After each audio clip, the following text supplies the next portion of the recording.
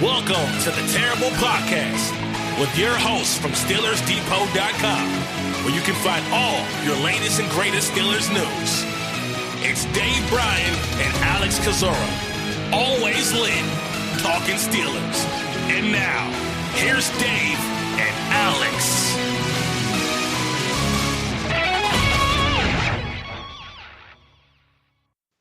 Welcome to the Terrible Podcast, Season 11, Episode 7. He's Dave Bryan. I'm Alex Kozora, SteelersDepot.com. Thanks for being here this Tuesday with us, Steelers Nation. Dave, yesterday was the first padded practice of 2020 Pittsburgh Steelers training camp, though I get the feeling this training camp is the Seinfeld training camp, Dave, a training camp about nothing, because fortunately we have not and probably will not learn a whole lot about what's happening at Heinz Field this summer. Yeah, and it kind of started off too, watching the Steelers broadcast of it, it kind of got a little hopeful there, the way it kind of started out. And all, but about 30 minutes? I think about 30. We got about 30 minutes of it, really only the stretching portion of it, kind of warm up session, and then they switched right off of it there. So that looks like that's going to be the protocol, and we expected as much. Right. I got my hopes up a little bit there at first there, but man, when you look at what the Browns did on Sunday, and I imagine they did it or are doing it every day, and I peeked in on what the Ravens are showing on their on their YouTube channel this morning as well too. It's a world of difference, and I understand that the Steelers are usually kind of secretive on this stuff, but it's no different if you or anybody else were out there kind of at training camp, if you will. They could obviously cut out the 11-11 portion of showing the video of that, which I imagine most teams are doing anyway. But why not show the other? It really is a letdown with their coverage so far. Yeah, so unfortunately, reporters have to be tight-lipped, don't really have a lot of information. The information we do have from yesterday is not that really important to the grand scope of training camp, but can only work with what we have right now. Unfortunately, it's not a whole lot, and that'll continue throughout the rest of training camp. We do have some injury report to go through. Reporters able to talk about that. Tomlin talked about those injuries after practice. A couple players sitting out from the first day of padded practice. That was Chris Wormley with a lower body injury, who you mentioned for a couple days has not been working. And someone told me why you guys speculate about that. Well, it's what we do, and I was right. Yeah, that's all that matters in the end, just being right. And also sitting out was David DeCastro, James Washington, Mike Tomlin deemed those as minor day-to-day injuries. Expect those guys back soon. Marquise Pouncey was also excused from practice. Don't believe he was even there for personal reasons. Don't know if he'll be back today or not. Kind of feel it sounds like he won't be back today, but in his place, Stefan Wisniewski was working first team center. Yeah, and we'll have to see. It doesn't sound like the guys that Tomlin talked about being in, dealing with minor injuries, Wormley, DeCastro, and who was the other one? James Washington. Washington doesn't sound like they're going to be, A, it doesn't sound serious with any one of those three, and B, Tomlin said they should be back soon. We always, I'm not sure what soon is in Mike Tomlin's head, but the key thing is I don't think any of those injuries are serious there. And the thing about Pouncey, just the way he kind of worded it, I wouldn't be surprised if Pouncey misses another practice or two, but we'll obviously see. But short list, and obviously the severity, nothing severe yet, and just keep our fingers crossed that that's the case moving forward here. But boy, when you look around the league already, some of these guys getting sidelined, you just all you can kind of do is just grit your teeth and just hope and pray for the best. And that's really, there are going to be injuries throughout these next 4 weeks, and you just hope that none of them are serious in nature. And really, that goes league wide too, man.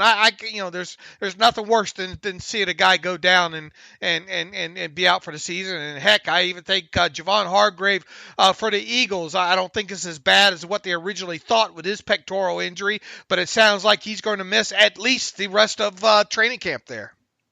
Yeah, Hargrave, unfortunate for him. And you look around the AFC North, Trey Waynes, the Bengals, supposed to be starting corner opposite William Jackson this year, is out for the year, I think, with a torn pec, I believe it is. And so, some serious injuries across the league already. Hopefully that does not happen to Pittsburgh. The good news is with some of the injuries and excused absences is I assume, at least, again, not being there gives us a lot of assumptions this time of year. But I would assume that young guys like Kevin Dotson, like Chase Claypool for James Washington, will be able to get a lot of reps. And all those reps are important and very much needed after missing out on an entire offseason program. So hopefully at least good experience for Claypool and Dotson.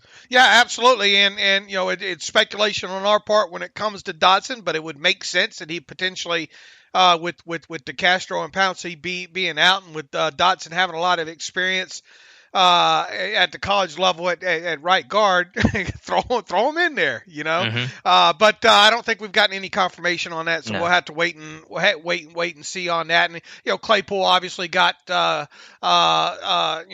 some share of work. To what degree we don't really know yesterday as well too, and even guys like McFarland were and another rookie in Highsmith were talked about by Mike Tomlin after practice as far as partaking in the backs on backers drill.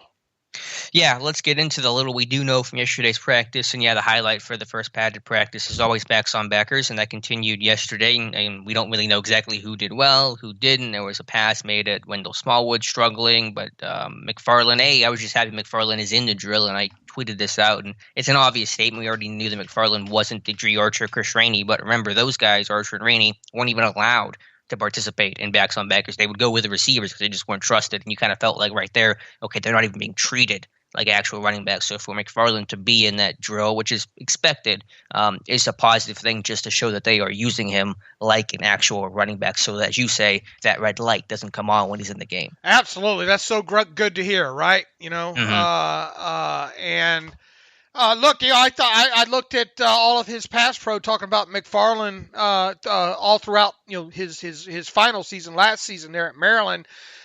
Look, he looks like a guy that's capable, that's for sure. Now, obviously, his size is a little bit of a deterrent, his overall statue, I guess. But I mean, he's put together nicely. So, and it's not like you're going to have him in there, at least not during his rookie season, pass protecting a bunch. But he is capable, and the fact that they're throwing him in there in those drills already, I think speaks highly of what they think his ability could potentially be in that area. And as we all know, as a young running back with the Steelers, if you want to get on the field, boy, you better be able to have some level of they have to be confident in you to some degree when it comes to your pass protection.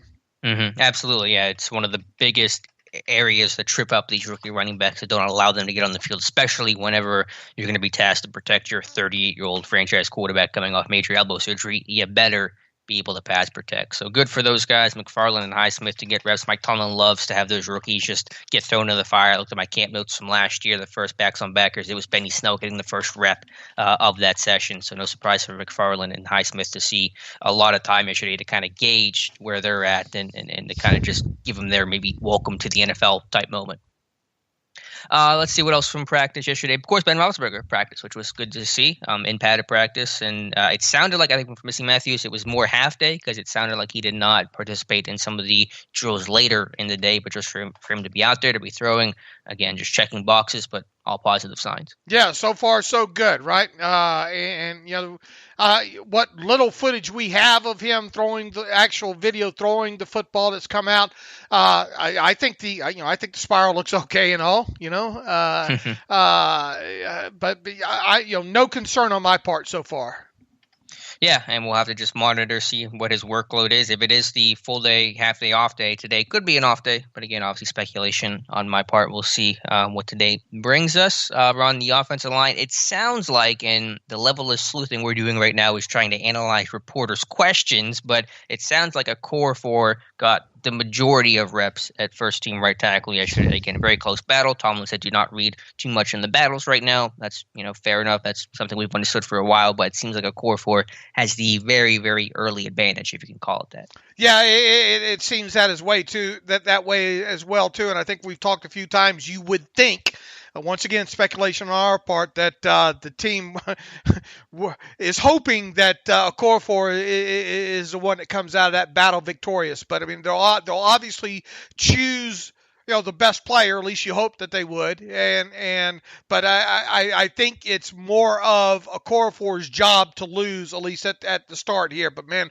we got a long way to go here. 4 weeks is still a lot of time. I think 14 total padded practices, of which they've had one so far. I'm sure they're going to put them in a lot more game-like stressful situations, if you will. So yeah, I think kind of what we kind of expected so far there. It's just too bad that you're not out there to see it. Yeah. I'm so bummed, and just to now have the lack of information makes me go really feel kind of useless. This you don't know what to do with your hands, do you? Yeah, I tweeted that out. Yeah, I'm just sitting here, I'm like that Will Smith gift, just sitting in the empty room, just looking around, going, "What do I do here?" But anyway, what can we do? Be back at camp next year. Last note I have at practice, and it's a pretty minor one, but it seemed like in terms of this ramp up period, yesterday was a shorter practice. Usually they last over 2 hours. Yesterday was under 90 minutes. There was only, according to reporters, one full contact session, the run session. So just kind of, again, that slower ramp up phase to camp that is slightly different than a typical first padded practice.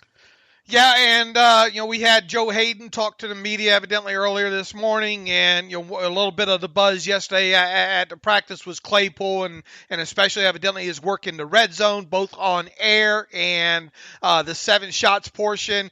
He supposedly made a couple of nice catches there. Joe Hayden was the victim on one of those 7-on-7 nice catches by Claypool from Roethlisberger. Joe Hayden said this morning, "He has impressed me for sure. Just his size, his speed, his ability to adjust to the ball in the air. He doesn't say too much. He is out there every day asking questions, just getting the routes. He has been doing a really good job." He goes on to say, "I think he's a great young talent. His work ethic shows he wants to be great. He doesn't do too much talking. He just gets after it. As long as he knows the playbook, him and Ben are on accord with the checks. He has all the physical attributes to be a baller." So I don't, you don't know how much of that's just teammate pumping up teammate, how much of it's hyperbole, as I like to say. But look, Joe Hayden's a pretty straight shooter, I think, for the most part, and I'm sure he was asked a direct question of what he thinks about Claypool. But I mean, it's good to hear. Joe's been around the league a little bit here. Seen quite a few wide receivers in his day here. So I think what was it a couple years ago? Comment on, or maybe it was last year, about Deontay and his shiftiness and all like that. And we'll see. But I think a good day one report in pads, if you will, from Joe Hayden on Chase Claypool. Yeah, certainly a good endorsement from a guy who has a lot of credibility, and as you said, has seen a lot of rookie receivers. A lot of guys get hyped up, so he's probably a good evaluator of who's legit and who's not. And it goes back to work ethic too, because that work ethic is going to be so important about trying to just make up for all that lost time and figuring out how to be a professional and get your body right and get your head in the playbook and learn the system and gain Ben's trust. And that's where it comes from. If you're not working hard as a rookie this year, I mean, in general, you don't have a chance, but especially this year, you definitely don't have a chance unless you're putting in that extra work. Sounds like Claypool is, and that's, of course, positive. And where he's doing it inside the red zone to start here, right. It was obviously easy for us to kind of speculate, and he has said as much since being drafted that the quickest way for him to get on the field and contribute offensively is inside the red zone. Obviously had was quite a factor in that part of the field during his career at Notre Dame there as well too. So all this is kind of matching up to things we kind of hope and expected for when it comes to these younger players.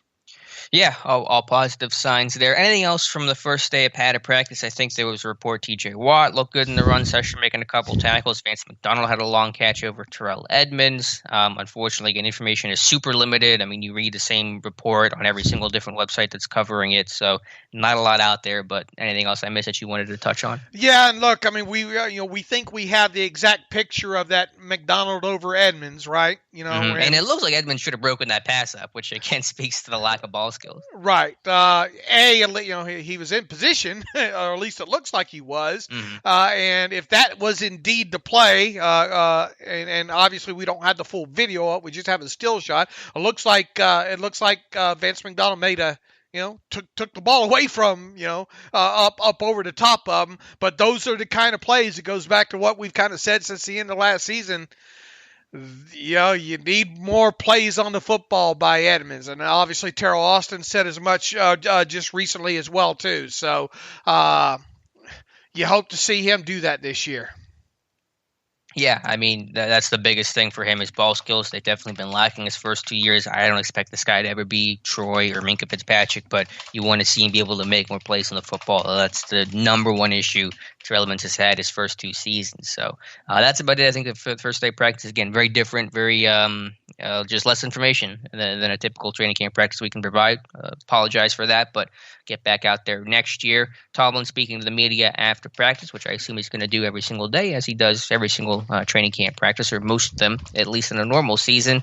What else did he talk about that we wanted to touch on? He was with the tight end sleds early in practice, which is a common place for him to hang out. Nothing new there. And wanted to look at some new tight ends. Ebron, Jack Gentry in his second year, so keeping a close eye on some tight ends who are new faces or hopefully ascending faces in the organization. Anything else Tomlin said, Dave, that you wanted to? Oh, no. I think pretty much. I think you pretty much covered on. Yeah, just like you said, want to watch the tight ends and make sure they're being watched. On the sled and along those lines. It's just trying to work with. These pool reports. What's happening is they're going to have several. I guess. I don't know if it's 1 or 2 a day, kind of contribute to a media pool report, if you will, on practice there. And judging by the one that we got our hands on yesterday, it's not really close at all to the kind that you put out after practice there. And no, we're not kind of expecting that, but look, these guys are lazy. Let's just say it. To be fair, I think the team is obviously not letting them report stuff they would report on. Yeah, but I think I could have got more than a page and a half of notes, yesterday. But we'll take what we can get. I did like, as you said earlier, I did like the preview show with Missy and Pursuit. I thought they did a nice job before they had to cut away, unfortunately, pretty early on. Yeah, I don't see the harm in showing 7-on-7, or at least the drills, at least the drill. Show us a drill. Give me individual at least. What is Baltimore showing? I didn't check out what they're doing. They showed, I think, some, and I only tuned in for just a little bit there, getting ready for the show and all, but I showed them the edge rushers going around the bags. I think I saw some sled work. I'd like to see some sled work. Some of these tight ends on the sleds and all like that. So I didn't hang around long, but gotcha. More than what the Steelers show. Yeah, that's a low bar. To bring it back to the Steelers and the coaches, Karl Dunbar spoke to the media, the defensive line coach, on a Zoom call yesterday, and he called Tyson Alualu comfort food in the middle, but also I think seemed more open to the idea of McCullers being the man at nose tackle than what Tomlin seemed to indicate a couple weeks ago. So again, can't get eyes on the situation, but could still be a battle there. Boy, that was a weird, and the good thing is we actually saw, the interview. The interview's up on Steelers.com, so we were able to fully get it, contextualize it and transcribe it and all like that. And the first part, him talking about, why Tyson was kind of the selection there, I get. He says, well, I think we did it because of experience. Tyson has been in this league and has played a lot of Okie, the Okie front being the 3-man front, and a lot of defensive end position when Stephon Tuitt went down last year. So I guess you could say comfort food in having some guy who's been on the field before and that can do it. Now, correct me if I'm wrong, Alex, but maybe a dozen snaps last year for Tyson Alualu in the middle of a 3-man Okie front last year. Yeah, it sounds about right. I think most of those came in their over front too, so it wasn't even like true base 3-4. Okay, so that doesn't technically match up to what the tape showed us there. Now, going forward, he was asked being Alu, is going to be playing nose tackle. Did he need to change much during the offseason in body, technique, blah, blah, blah? And Dunbar says, no, I mean, when you look at our defense, we play 75 to 80% of our defense in sub package anyway. He goes on to say, so him and Dan McCullers are going to be pushing for that spot at nose tackle. And we just thought right now he was the best option to push Dan, to make Dan step up to the challenge, because we're not just giving that job away. Somebody's going to have to go out there and earn it. So I think that was the most important thing about everything we're doing. And Tyson has proven to us that he's a good interior rusher. So we feel lucky and we feel fortunate to have Tyson here. Man, you just give me that quote and that quote alone and not let me have any context or see the video. No, it makes it sound like, yeah, they are a lot more open and maybe they're letting Dan McCullers be the starting nose tackle this year. Yeah, just whenever he says we want to push Dan, I mean, you can push someone by having someone hot in his heels or somebody above him. I remember there was even a time like 2-3 years ago at camp where McCullers was running ahead of Hargrave, and I just wonder if that was some sort of subtle message to Hargrave because they didn't like what he was doing at that particular time. So it's hard to say. Don't know who the starting nose tackle is. Just for me, again, the video I did a couple weeks ago, McCullers cannot function with the way the NFL is today, with your stunt, with your contain, with your zone schemes. I mean, the Browns going to run a ton of outside zone this year. Really got to McCullers be able to handle that, and I think Alualu's just a better player and the better option inside in the middle. Going to be interesting. Look, and I, look here's the thing. You spent all last year with Dan being the backup, right? You know, and now obviously, spent his whole career with him. Right. Why didn't they get to the point last year? What has changed? Other than Hargrave being gone. Yeah, that's what's changed. So, but I mean, what has changed that all of it that you're jumping Alu over McCullers if you're them? Mm-hmm. Yeah, well, I'm not you sure did, if they are right now. And you didn't do it last, midway through last season and beyond, Well, I think obviously with Tua going down, Alualu needed to have a more important role as a base defensive end. You now bring Wormley in the fold, so that gives you additional defensive end depth that'll make you more willing to kick Alualu inside. That's my thing. If Alualu's not going to play nose tackle, I mean, either he's not going to be the next man up at defensive end, or Wormley won't be a defensive end. Give me a rotation of Alualu at nose tackle, Wormley at defensive end. That's, I think, a stronger group than McCullers and one of Alualu or Wormley at defensive end. It's going to be interesting to watch play out. I really wasn't expecting Dunbar to say what he said. Yeah, I mean, to me, I think it's just look at play your best players, and Alualu is clearly a better player than McCullers, so you just play him. Well, my point at the end that I put at the end of the post yesterday was, man, if you're really getting to the position now where, and I've kind of thought this, if Big Dan can't beat out Alualu, why is he making the salary that he's making? Mm-hmm.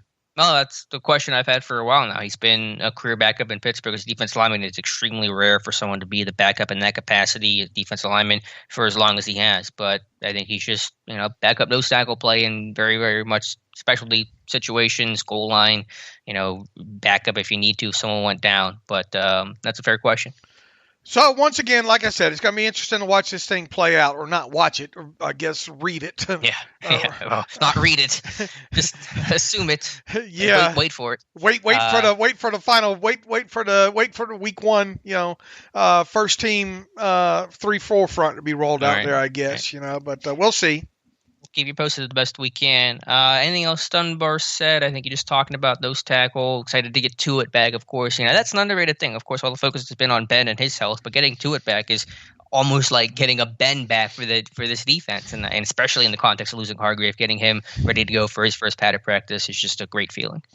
Yeah, look, I mean, you like you said, Hargrave was the guy that filled in for Tuitt too. So you would have hated to lose both of those guys this year. So yeah, I mean, look, and as we've said a few times several times last year, Tuitt was arguably the defensive MVP last year about the time he went down too. So, man, if he can get off to kind of the same start that he got off to last year and then sustain it and obviously stay healthy, and this is a big year for him to prove that too.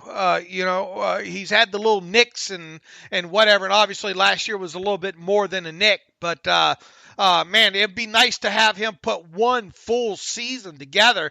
And if he does, I mean, this is a guy that could potentially put up, obviously numbers similar to what Cam has put up the last couple of years, right? And I think one of the things Dunbar said too is, you're not going to just single up to it, play in, play out, and the good thing about it is having a healthy to it back in there is just obviously going to make it harder on opposing offensive lines when it comes to the rest of the three men on that defensive front.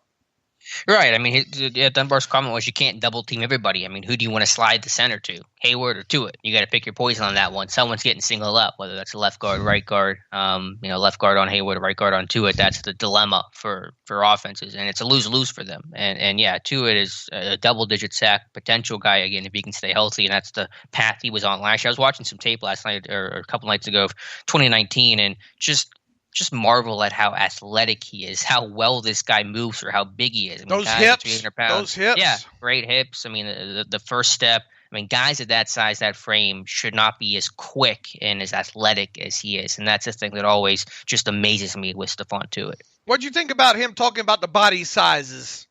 I mean, Tuitt. I mean, he talking about Dunbar, talking about Heyward and Tuitt and all. Well, technically, isn't Alu kind of that same mold?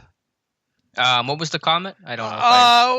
I think I have it. I think I have it in the post there. He says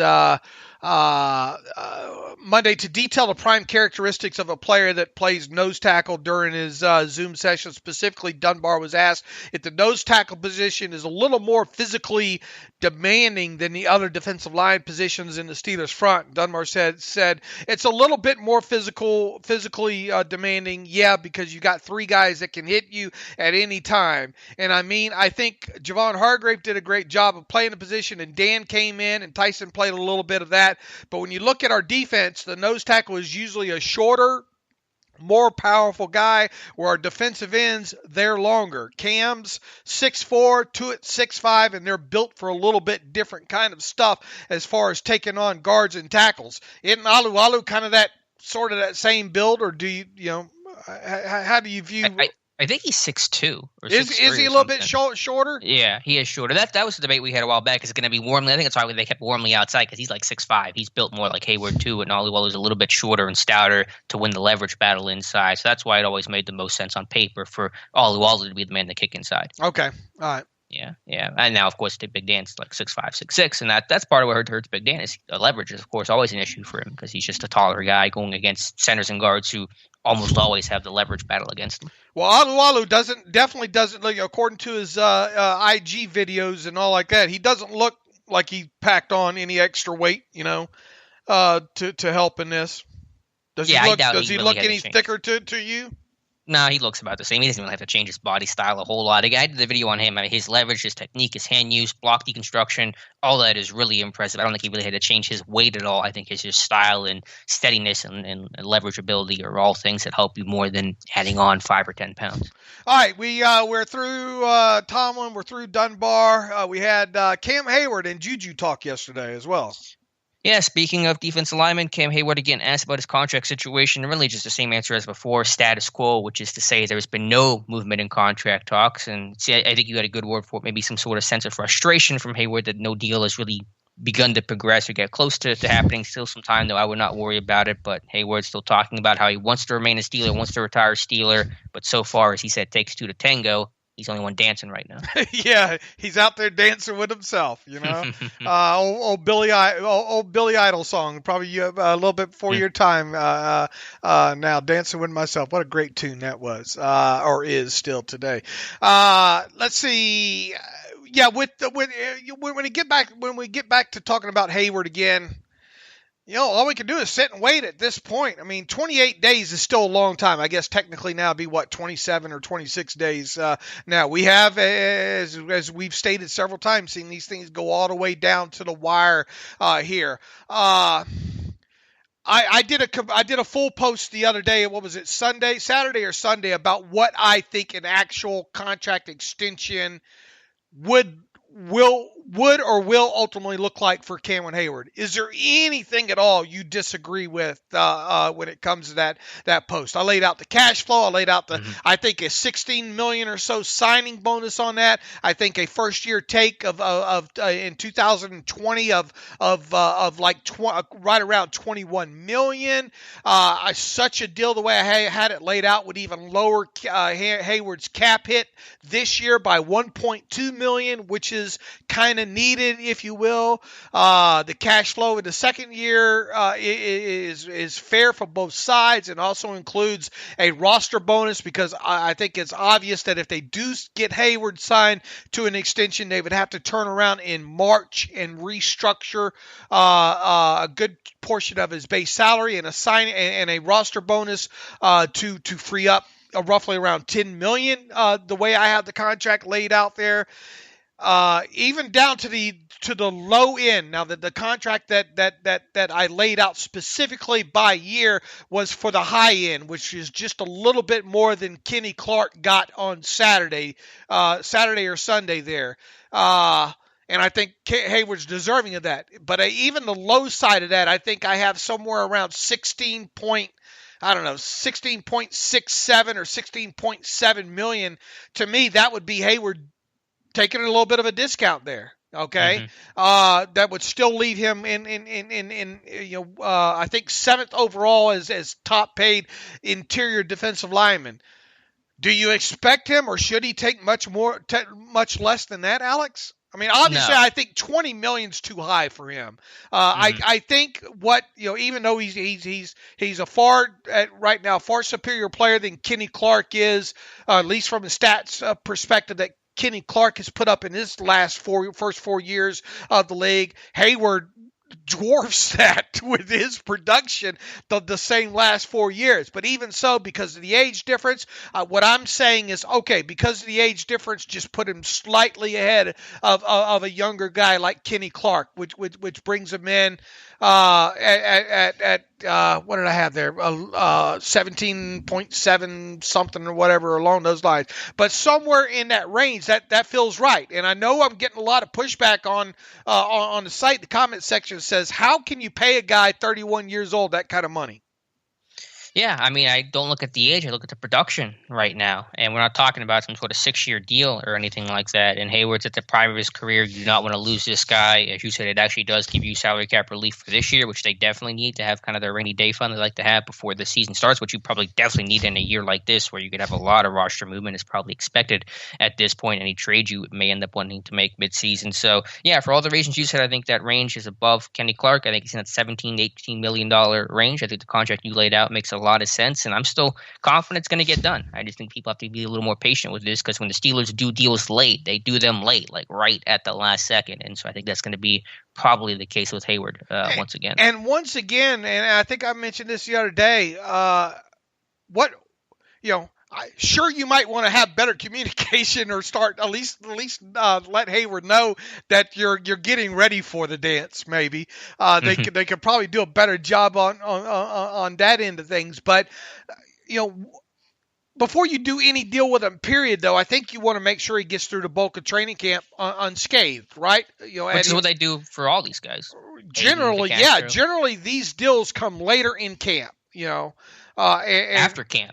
Or after camps. And so we're not there yet. We're not going to even be there this year until much, much later in the process this year. So it would make sense to make this an 11th or 12th hour deal when it comes to him, because of his age and because of probably what you're going to have to turn around and do with his contract in March. I want to make sure I have 100. I want to make sure I have a healthy Cameron Heyward going into this first week. So thus, I don't want any dotted line signed until as late as possible with this thing, and that makes the most sense with it, in my honest opinion here. And you would probably agree with that as well too. For another reason, maybe yet another reason, maybe why this deal hasn't transpired yet. Yeah, I made mention of this, I think, at the last show, and I went back and hammered down all the dates for this. These are the dates that some notable Steelers have received contract extensions over the years. Joe Hayden, his last extension came September 1st. David DeCastro, September 8th. Stephon Tuitt, September 9th. Troy Polamalu back in, 2011, September 10th, which was him getting on the plane to go to week 1 before he got that deal done. So all 4 deals happening in September, and I expect that probably to remain true for Cam Heyward. A deal will not happen. It will happen, I think, but not until September. And just, I was talking about some cap, this team, like it or not, they are short on cap space right now. And we've known they've been up against it the whole time. Right now, the official number probably sits around 3 point. In fact, I haven't checked to see if the NFLPA updated their number this morning. So let me do that while we're on talking about the salary cap right now. They still have not updated it. They still have the Steelers at 85 players under contract and almost $4.6 million under the cap.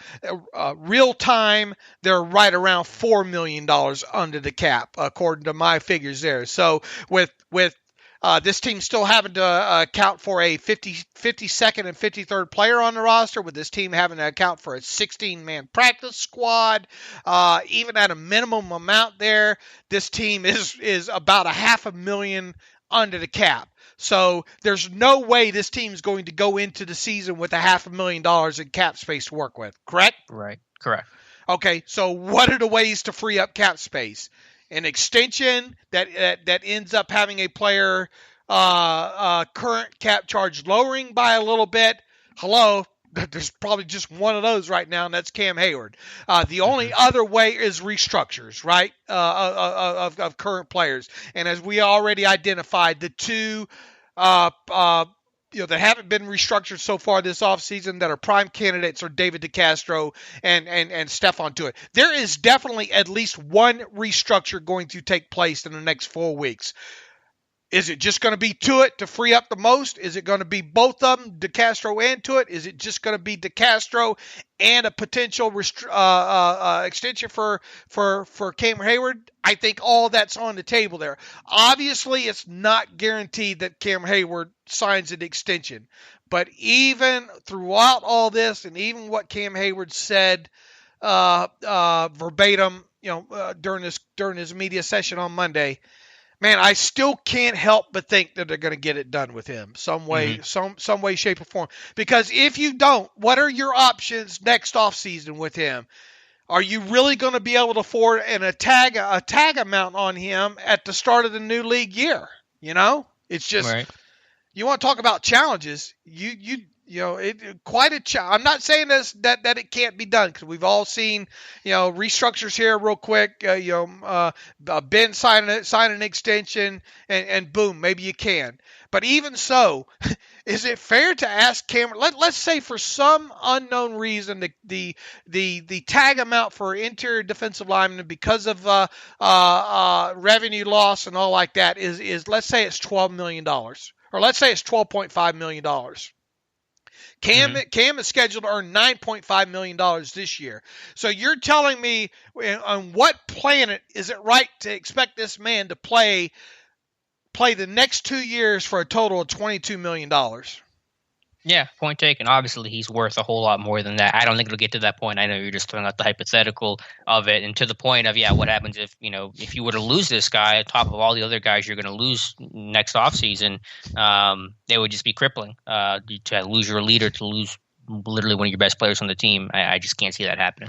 I sure hope they're not using the tag as leverage against Cam in negotiations. Nah, I mean, I don't think so. That's crappy, man. I mean, I understand. Look, I have followed this enough. I know when, and I see Joe Corey. I talk to him a lot. I listen to Joe Corey and how the tag can be properly leveraged with players and value. But usually that results in that kind of leverage is used in making sure players don't reset the market too terribly high, kind of thing. I think to use the potential tag against Cameron Heyward in these negotiations to keep his average yearly value, new money average year, below, let's say, $16 million would be just really, really crappy. Yeah, well, it doesn't sound like there's even any negotiations happening right now. So again, I just think it's standard course for Pittsburgh, and especially the pandemic complicates things all the more. And I think Heyward even said that some dates that they had set to talk about an extension got pushed back because of just the pandemic and the focus on that right now. It's going to happen, Dave. It just won't happen until, what day is week 1? September 14th? Well, it would be the Tuesday. The official work week would begin the Tuesday before the Steelers Monday night game, right? Yeah, so I mean, it's we're decent way into September at that point, so I think that's when it's going to happen, just the way it's happening. Because we've had the song and dance before with Hayden. I remember there was people wondering, is an extension going to get done and all that, and again, the Steelers almost always take care of their star players. Heyward's a star player. They need their relief short term, as you pointed out. So all those things just make too much sense for a deal not to happen. It does. We're going to stand around with a bunch of egg on our face if this doesn't get. And look, if there is an outside chance that it doesn't get done, right? But sure, always a chance. But man, I just don't see how you don't. In a scenario where you need the relief, where the Steelers obviously want to get a deal done, Heyward would love to remain a Steeler. I mean, when you have those things in place, 99% of the time a deal gets done. Okay, one other star player was talking about his contract yesterday. Mm-hmm. Well, really not talking about his contract. Smith-Schuster really just kind of declining to even indulge the question, asked about his future in Pittsburgh, just say he's focused on football. Of course, saying all the right things, having the right mentality in that respect, but doesn't change us to at least speculate the question. We'll speculate for JuJu and wonder if this is going to be his last year in the Pittsburgh Steelers uniform. Man, I have written about it since May. I think May I had back-to-back posts saying the plausibility of 2020 being the last season for JuJu Smith-Schuster in Pittsburgh, and then I had another post with the same concept on James Conner. I think we're both resigned to the fact that this is it for Conner. Barring just him signing for the minimum and one last shot because of another crappy season or something along those lines. With JuJu, it's looking more and more like 2020 potentially going to be his last season in Pittsburgh. The only way, in my opinion, that doesn't happen, and once again, you want to talk about challenging, it would be that JuJu has a heck of a bounce-back season, and maybe even one better than his 2018 Pro Bowl season, or at least right there with it, that makes you say, hey, this guy really is a beast, a Julio Jones, if you will, kind of receiver, and we can't let him get away. We got to franchise tag him.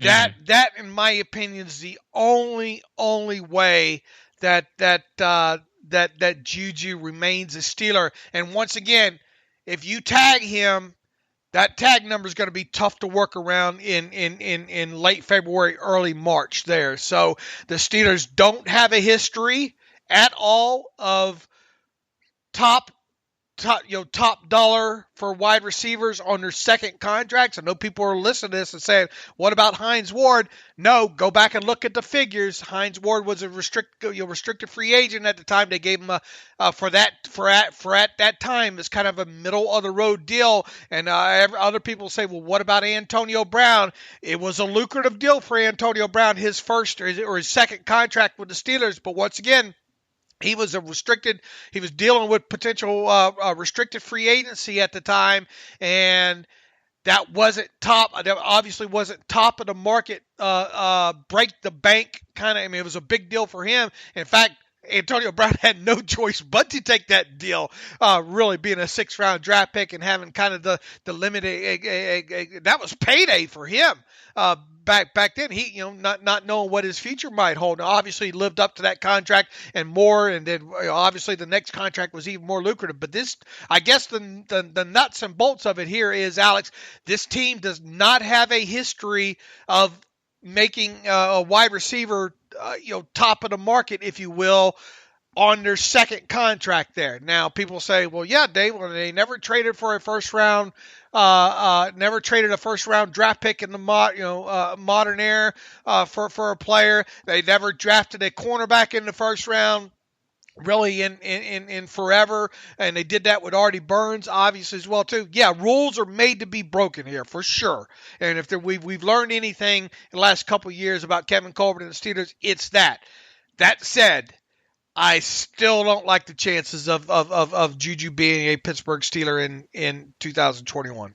Mm-hmm. Well, thank you for making the argument for me. That saves me a lot of breath. Because that's what I was going to say is I don't think they're beholden to that history. I don't think there's a principled matter for why they haven't done it. It just really was this. Like if AB was going to be an unrestricted free agent, he would have gotten a more lucrative deal that second time around. They just kind of had the leverage in both those Heinz Ward and AB situations, and they really haven't had a situation where they let one of those guys walk outside of the AB thing. But that was the Young Money crew. They could only pay one guy, and so Mike Wallace ended up turning down that money. But anyway, to the point that you made is I think while the math doesn't change, and you're right about that, and you knew that better than I do, I'm more optimistic about JuJu's chances to return based on the context of, it's easier to talk about him being gone now, coming off of his worst year in football. I think it'll be a lot harder after this year when I expect him and believe he'll have a year much closer to 2018, where it's going to be a lot harder to make that case, or at least harder to feel okay about losing him because he'll be coming off a really impressive year where you want to keep that group together. It's tag or bust for him, right? You would agree on that. I mean, do you at all see him signing an under market value, an under tag amount deal, re-signing with the Steelers after the season is, in other words, once the 2020 season ends, okay? Before the tag deadline, what are the chances of them signing him to a deal between then? I mean, I think it's probably more possible than what you think. I think the odds are still pretty low, and the likely path for that would be tag and then to try to work on an extension from there. But I wouldn't discount the possibility. Not under market. It would be obviously a very competitive deal. But I do think that there's a chance of that. Maybe more than what you may think. Well, if you're going to be near top, you got to force the tag if you're the agent. Mm-hmm. Sure. If you're talking about something that's remotely close to it, you got to force the tag. So, well, if you can work out the long-term deal and you like the numbers, if Steelers are going to be competitive and not lowball you, then you may just, because no one likes the tag. That's a last resort thing for really both parties. Yeah, but I think if you're a guy like JuJu coming out, you don't necessarily maybe mind the tag coming out of this. But regardless, to me it's tag or bust for him after the season.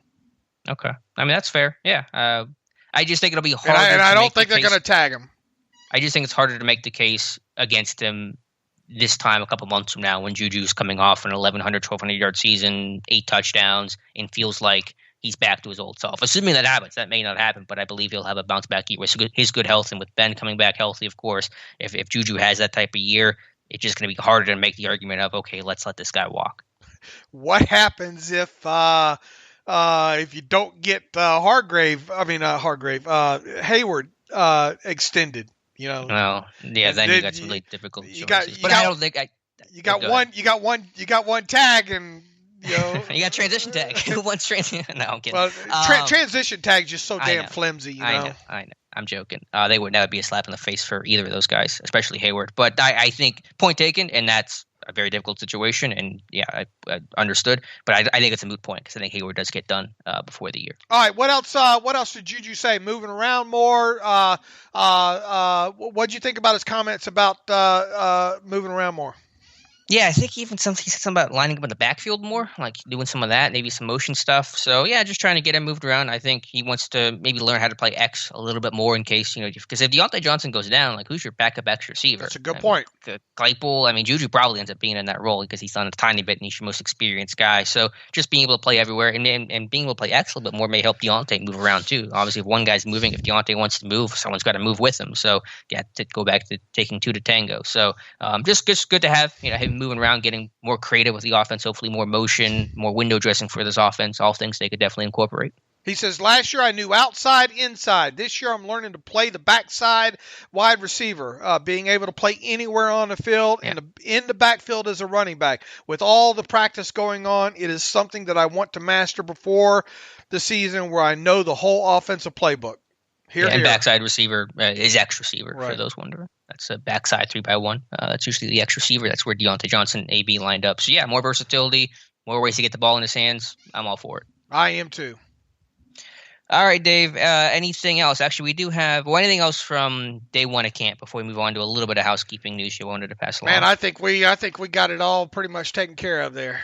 All right, good deal there. You had also yesterday evening passed along, according to the NFL waiver wire or transaction wire, I should say, Steelers brought in 4 players for workouts. That is wide receiver DeAndrew White, safety Rashawn Golden, linebacker Jermaine Grace, and wide receiver Ray McCloud. I remember Golden being a notable name, a former third-round pick who ran a really slow 40 time. That was the first thing that came to my mind. I remember that guy running a really, really poor 40 time, just kind of keeping that Rolodex going for when guys get hurt or if someone tests positive for COVID. Pretty standard stuff, but we want to pass along those names in case they sign somebody a little bit later in camp. Absolutely, and good odds that one of these guys surfaces again, potentially maybe on practice squad or something along those lines, because we just see it time and time again. They got to keep that Rolodex updated.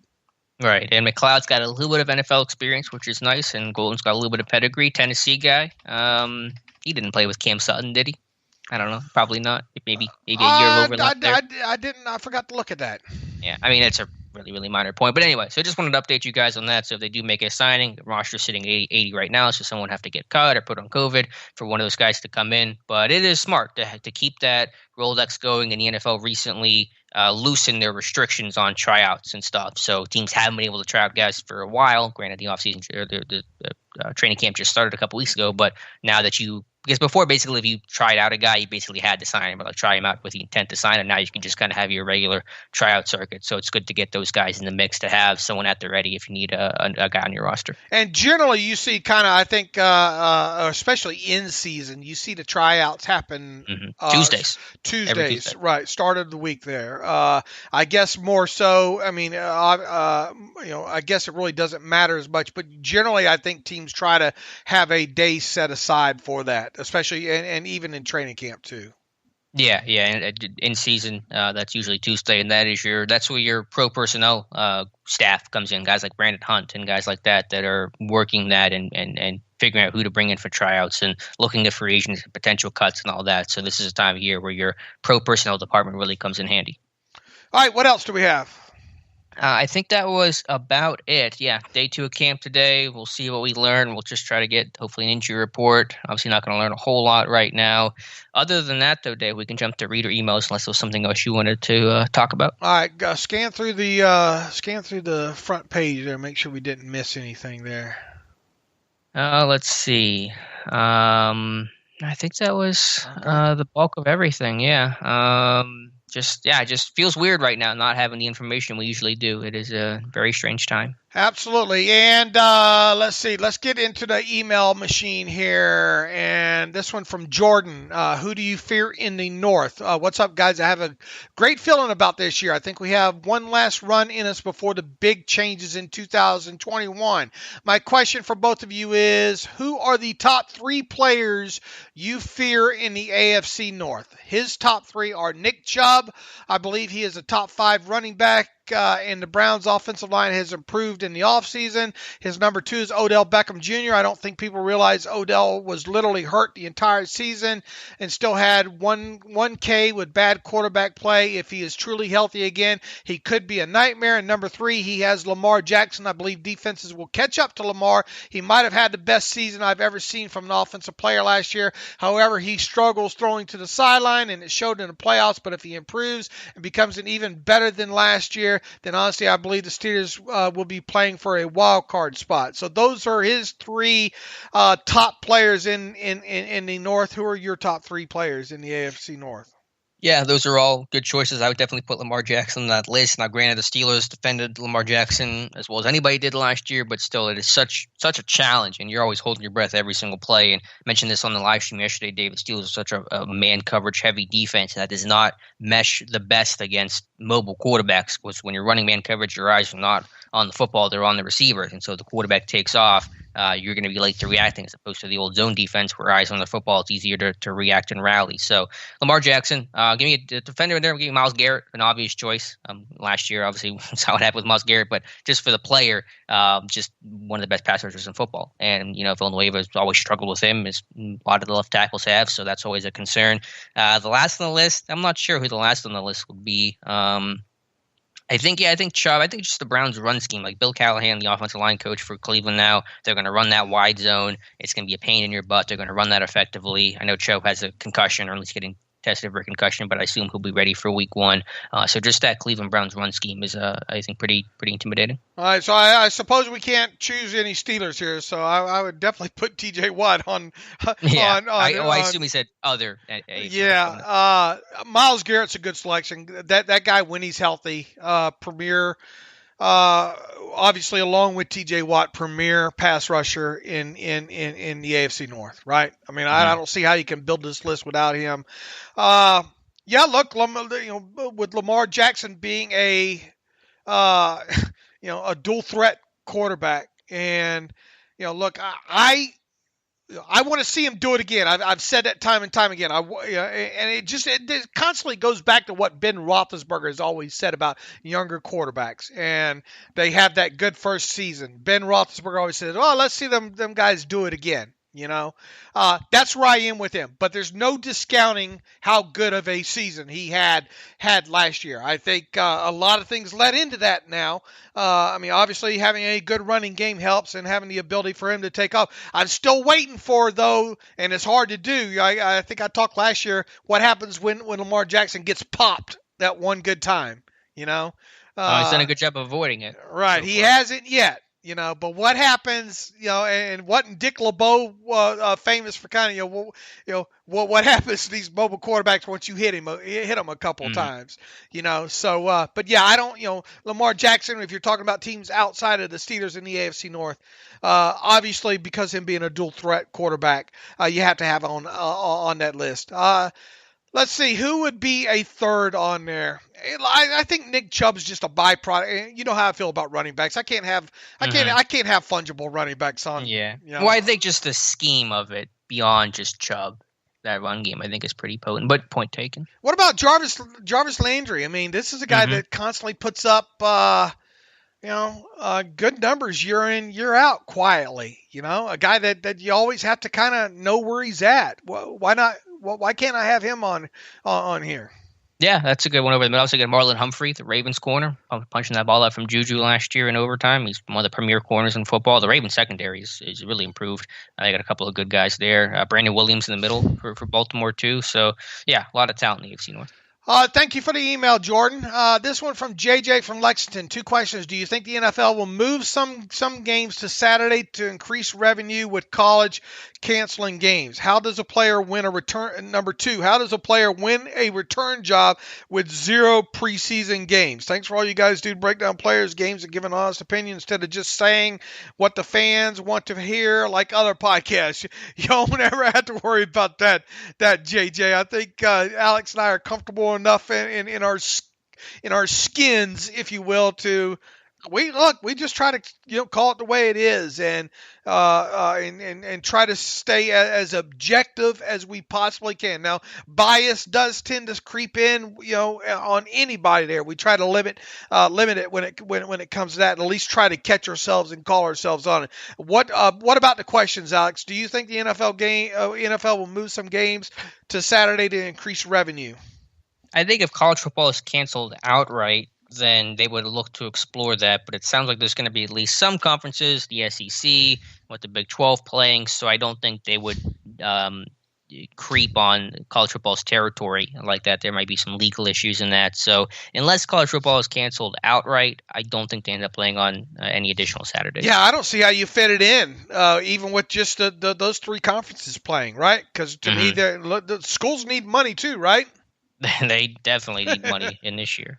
So JJ, look, I mean, we're just sitting on our hands and waiting along with you, and we'll see how it plays out here. I know the NFL would like to probably get in on some of that Saturday action, but the way it looks right now, at least 3 of those college Power 5 conferences are going to be playing. You would think you turn on TV Saturday, that's what you're going to see there. How does a player win a return job with 0 preseason games? Good question. Yeah, that's a really good question. I mean, you just kind of go off of past resume, past tape. Last year, guys like Kareth White, Ryan Switzer got work in the return game, what they've done in college and other places in the NFL, and just at least their approach to things. Are they detail-oriented in practice? Are they secure in the football plan with good technique? But yeah, again, special teams is – I mean, it's hard not to replicate any of this stuff without preseason, but especially special teams, which you just cannot replicate really at all during in a training camp setting. So it's a tough battle for those guys in the return game. It's a tough battle for those guys trying to carve out a role on special teams, covering kicks and punts too, like a 2-yard skipper. It really hurts those guys. So what you're saying is get ready for Ryan Switzer to be the week 1 punt returner. I still think they keep Deontay back for punts. If they don't go with Deontay, then Switzer's really like your only other option. That makes a lot of sense. I wonder about the kick return game. I wonder if that's going to be Switzer, Kareth White, McFarland. I don't know who they're going to put back there. All right, Brett Nile writes in. Who do you think they're going to put back in the kick return game? Kick return game. Yeah. Who are your week 1 returners? Punt and kick returner. I got a sneaky feeling it's going to be Switzer back there on punt returns. Okay. Kick returns, boy, it could go so many different ways, can it? You can put Smallwood back there. Yeah, I think you could put Smallwood back there. I just don't know if right out of the box if something that's look. I mean, if you're gonna give him a helmet, right? I just don't know if he's gonna be the guy. Talking about Smallwood. Yeah. Yeah. I'll go Smallwood for the heck of it right now. All right, so Smallwood. I don't have a lot of confidence in the Smallwood end of that thing. Mm-hmm. Yeah, gotcha. But he has done it, so it's got a touchdown. Yeah, at least there is that. From Brett writes in, I have been listening to your discussion about upcoming free agency, and I agree the Steelers are going to lose a lot of guys to the quote unquote cap challenges coming up. The way I see it, you're going to lose at least 6 guys who should be qualified free agents. Connor, Dupree, Hilton, JuJu, Filer, and Big Al, and that's assuming they extend Heyward. Otherwise, it could be 7, and if Banner or Sutton get a chance, they could also add to that number. I think I remember Dave saying that the current CBA limits your compensatory pick to a max of 4 per team. So my question is, what happens if a team like the Steelers lose more than 4 qualified free agents net, assuming they don't sign a qualified free agent to offset? My assumption is that they would get higher picks, etc. But can you clarify? Yeah, look, it runs off of value here total, and I think you can only get 4 per team. So I think you just would, and look, I mean, how many? As we sit here right now, Alex, how busy do you expect the Steelers to be in free agency in March? Not very. As far as the adding side of it. Very little. And if they do, those are going to be some low salary players. Minimum right? salary, benefit veteran type contracts. Yeah, so I don't see that much being on the ledger sheet. Conversely, to my understanding, is it's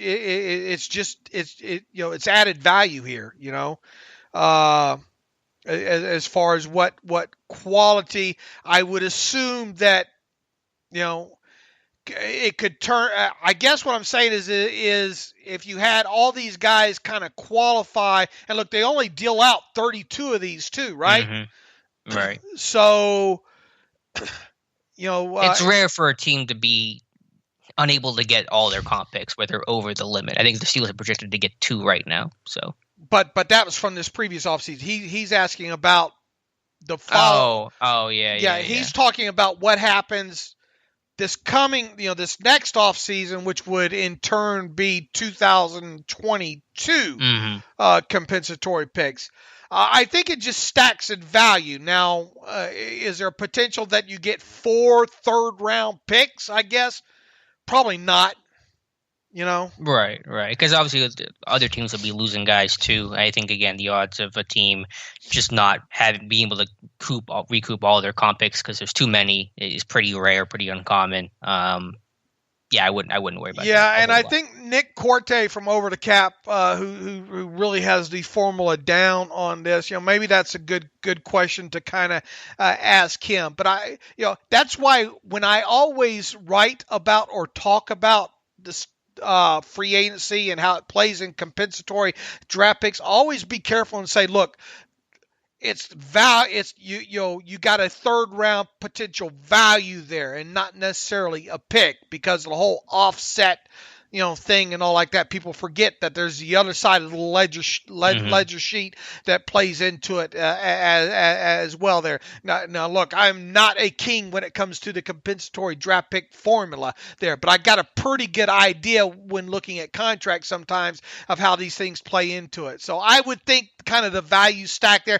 What I think probably best case scenario would be with some of these guys, maybe it turns a 7th round into a 6th round or something along those lines, right? Yeah, something like that. Again, it's so hard to project out. Let's just see who they lose, where they go, what contracts they get. We know the games they get played in season. We saw that last year with the Eagles releasing LJ Fort, Eagles releasing Dante Moncrief. So much can change. This landscape changes and shifts pretty quickly. So they'll get comp picks. I think they will be well compensated for their free agents that they are likely to lose this offseason. And I think the biggest takeaway potentially from Brett's email is the fact that 2022, this team could have a slew. I mean, we could be looking at, I don't know, a third round. You could have probably, I don't know, a third, maybe 2/3. Well, I was saying like your regular third and your comp third. Right. Well, you could definitely have a comp third depending on what happens with JuJu. Or Dupree, yeah. Or Dupree. Look, you could potentially have 2 of them there. Yeah. You could. And then I don't know. You see guys. What's going to happen with Sutton? What's going to happen with Villanueva, Filer? I mean, you could look at some meaty compensatory picks in 2022, and probably right in time, and not a moment too late. Or too soon, as the saying would go there. So I think that's the biggest maybe takeaway from Brett's email, just for the sheer fact that from where we sit right now, I don't see how this team's going to be. They might not even be able to sign Alex. I mean, next off season, during free agency here, it looks to be very, very lean on paper come March or in April when it comes to Steelers and free agency already now. So that means all of it's going to be full of losses on the other side there, and those could add up very nicely there. Mm-hmm. So I think that's maybe the biggest takeaway from Brett's email there. Yeah, no, I agree. They'll get a bunch of comp picks for sure. But I got to let you know, Dave, I've dropped weight. I'm in the best shape of my life right now. I'm ready to be signed. Yeah, aren't we all? We're all in the best shape of our life come camp time, right? And yeah, for sure. And I just got to say that in 2022, new GM Brandon Hunt's going to have a lot of draft picks to play with. I'm just calling my shot. Yeah, all right. Let's see. Gary Veneer writes in, did you know that Lee Majors took his stage name from the famous Majors football family of Tennessee, including that of Johnny Majors? Yes, I did know that. When it comes to Lee Majors, we were talking about the $6 million man the other day there. So and unfortunately, recently Johnny Majors passed away, didn't he? I'm not sure. I didn't know the connection there, so I learned something today. Let's see. Johnny Majors passed away on June the 3rd, just recently here as well too. So legendary coach, college coach. Let's see here if we got anything else to Bryce. All right, here's one from Bryce. Hey, guys, first thing first, we all know that it was you two that sent those jerseys to Pac-Man. Admit it. Look, I would gladly have taken that box of Joe Hayden signed jerseys and raffled them off or done something for charity when it comes to that. And I'm sure Alex would have done something similar there. It wasn't us that sent those jerseys to Pac-Man. A couple of questions. He says, sorry to be negative, guys, but I I think football will try to start, but because of COVID, it ain't going to finish. I'm prepping myself for no football this year, sans a couple of games. Hope I'm wrong. He asked for our thoughts on that. I don't know what you. We don't appreciate your negative attitude. B, look, we're sitting back and watching this thing as well too. I will say this: the numbers have been good for the NFL so far, right? Yeah, they have. I think 1.5% positive test rate. The number of guys on COVID reserve lists have really dropped off to like 20 or 30. So things look good right now. I understand the point, though. There is a concern there. None of us have a crystal ball. None of us know how this is going to go. A lot of this is going to come down to player responsibility and being smart. The problem was baseball was in the same spot. And their spring training 2.0, things were good. Things look good. The season begins. There's travel, players going out. Then problems were created. So can the NFL have an entire roster of over 2,000 players, of those guys making smart decisions, being socially distanced, doing the right things, health and safety wise, to avoid any potential outbreak? That's the big concern. Can you really have just such a large number of people be responsible over the course of an entire season? That's the worry. But we'll see what happens. There'll be football to start the year. We'll enjoy it, and we'll just see what happens. Bryce, I'll tell you this: when it comes to all this, man, if they get that first game played, they are going to do everything under the sun to complete this season.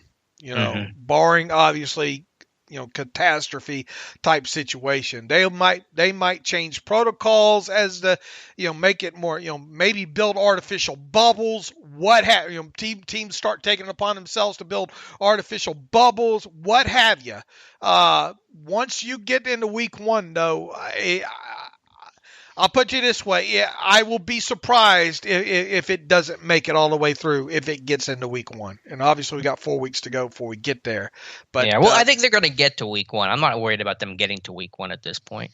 I'm worried about everything after week one. All right, number 2 from Bryce. He says, having said that, if the season is played, then one concern that I think hasn't been talked about enough is the lack of quality depth at inside linebacker. I think we've talked plenty about the quality depth at inside linebacker. Have we not?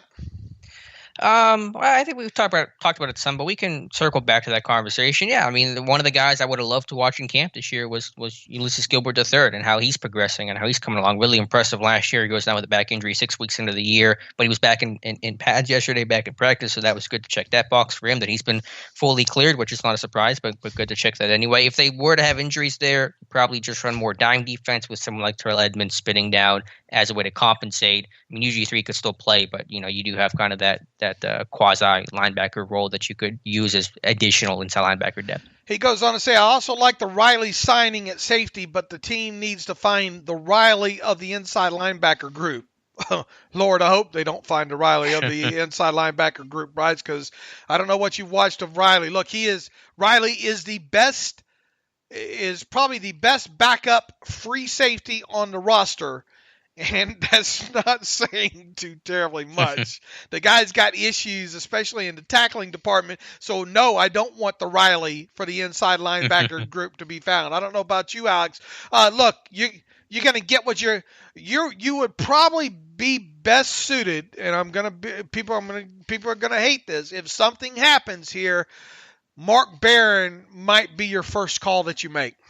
Yeah, that's not a bad idea if there was an injury. But I'm just excited for UG3 to get reps. I know it's an unknown and it's a little scary and you don't know how it's going to go because this guy's never played a snap before. But the only way to find that out is to play this guy. So I'm excited for these young guys to play, to get the opportunity to soak up reps that they sorely need to evaluate those guys. And then, again, I know a lot of people didn't get to see UG3 last year, but he had a good preseason. The dude had a stellar camp. That's a guy that I want to give the opportunity to see more of because I think he has the skill set to actually start in this league. Just keep your fingers crossed this team stays healthy, because I think we've given it fair notice that on the defensive side of the ball, the depth at safety, particularly the free safety position and the inside linebacker depth is probably the most questionable. And when it comes there, keep your fingers crossed when it comes to those. His third part of the question is keeping in the spirit of talking about inside linebackers. I've got Larry Foote in the top 5 of Steelers inside linebackers drafted since 2000. Agree or disagree? Well, they haven't drafted too terribly. I mean, you've had the Zumwalts, you've had the Matikeviches. Obviously, Timmons is number one. Right, Timmons would be number one. Well, Shazier is obviously up there. Two. We'll never know what a healthy Sean Spence would have looked like. Mm-hmm. What else? Who else has been? Well, I mean, there's Devin Bush. I mean, he's just starting his career. I mean, Shazier would have been number one. I mean, you could still make the case for Shazier to be number one, but I think he's just not there because of the injury. Obviously, I think Timmons still is in the top spot. Shazier number two. Trying to think who else would be on that list. I think Devin Bush is probably already on that list. But yeah, I think Larry Foote is an underrated Steeler for sure. I went back this offseason and watched some old Steelers clips. That dude was as physical as they came. This guy could lay the lumber. Really physical, really smart guy.